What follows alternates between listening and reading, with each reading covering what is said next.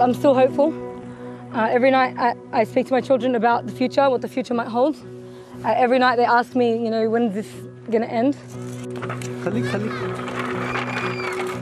They're in a form of limbo, not knowing what will happen to them. And when I say them, I'm talking about children. It's gut-wrenching at the moment. I am afraid every night I'm going to get a message telling me that someone has died. These are the women and children left behind after the fall of Islamic State in 2019. All deny they were ever willing participants in the brutal terrorist group, yet for the past 2.5 years, 20 Australian women and more than 40 children have been living in detention camps like this one in northeast Syria. Most travelled to the region when they were very young. Many now have children of their own. We're all tired, to be honest. We just want a normal life. My life in Australia was very good. I didn't have children yet. I was studying. I got my diploma in children's services. My life in Australia was really fun, actually. I used to go to school. I had a normal life at school. I used to get out with my friends every single day. We used to get out to restaurants, movies, shopping. 21-year-old Shama Assad came to Syria with her parents when she was 15. Her 2 older brothers were killed in coalition airstrikes. Her father is in a Kurdish prison. The experience has left her sick and traumatised. It was actually really scary. It was really bad. It's things that I don't like to remember because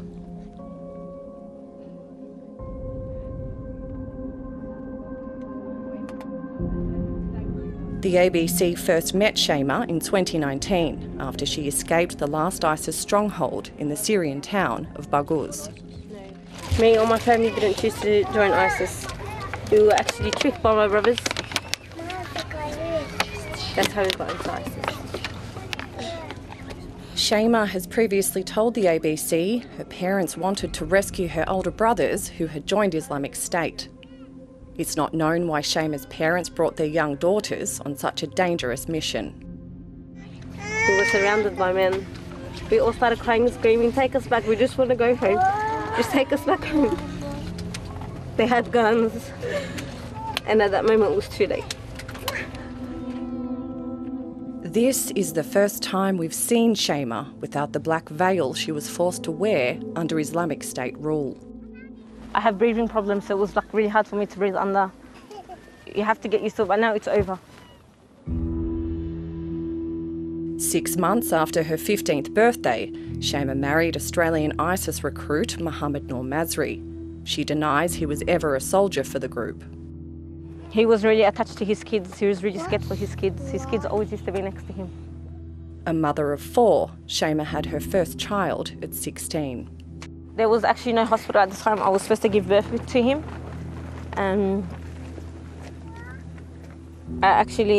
I was in labour for, I think, 10 hours.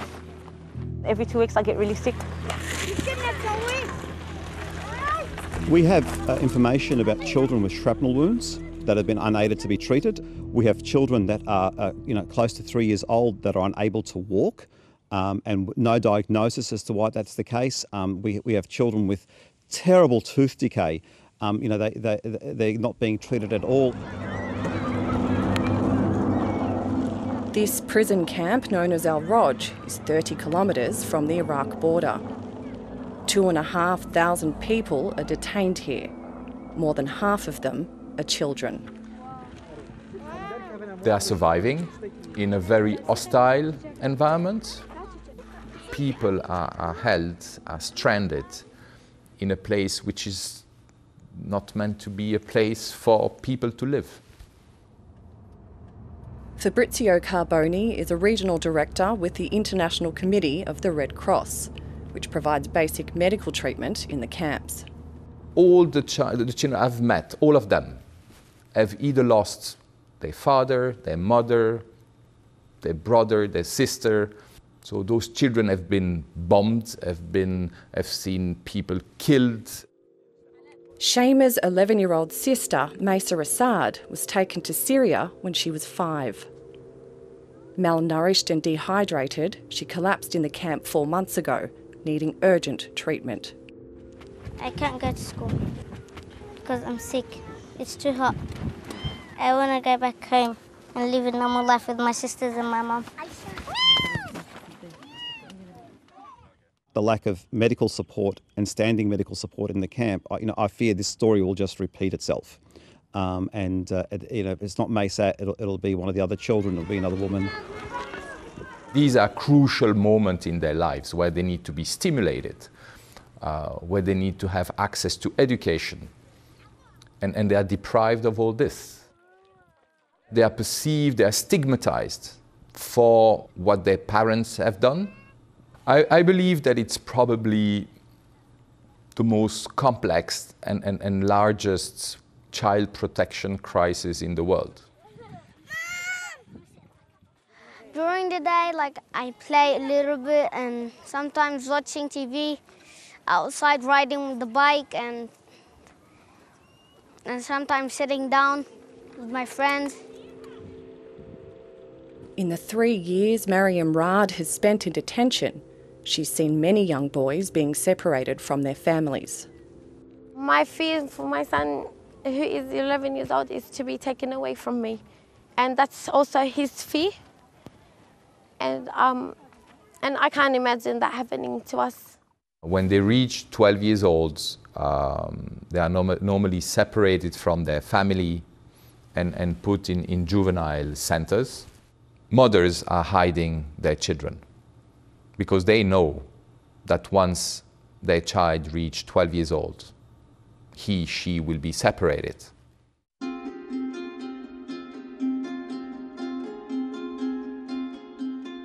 Mariam Debussy left Australia with her husband Khalid Zahab, who joined ISIS in 2015 and was later killed in an airstrike.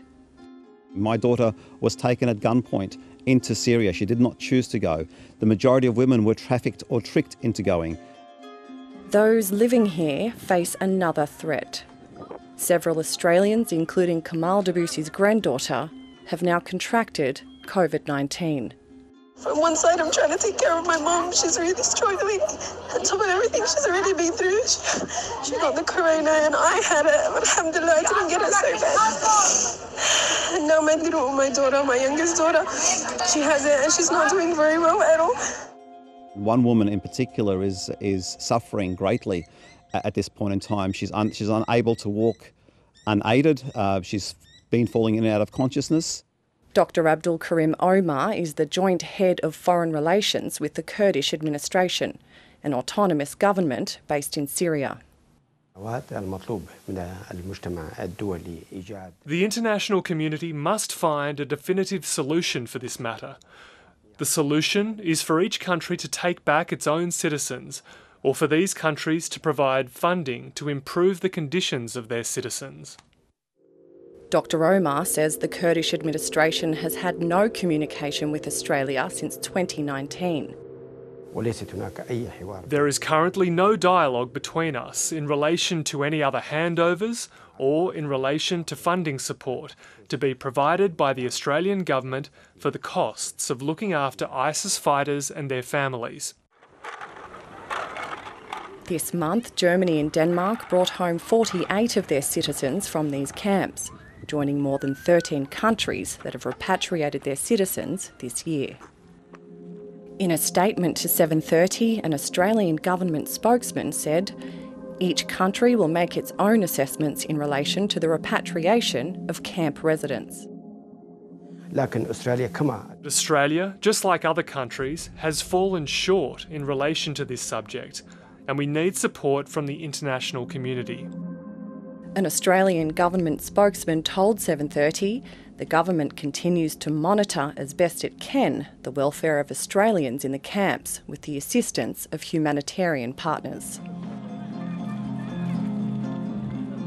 If they are brought home, some of these women could face criminal charges.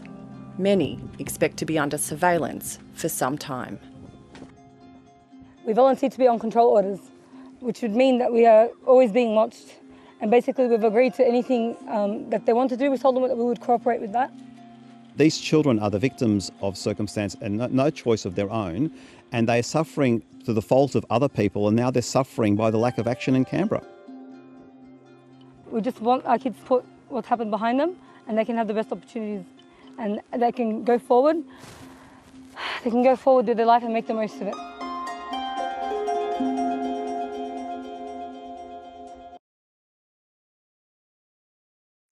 Hi, I'm Lee Sales. Thanks for watching this story. If you'd like to watch more of 730's stories, they are on the left of your screen.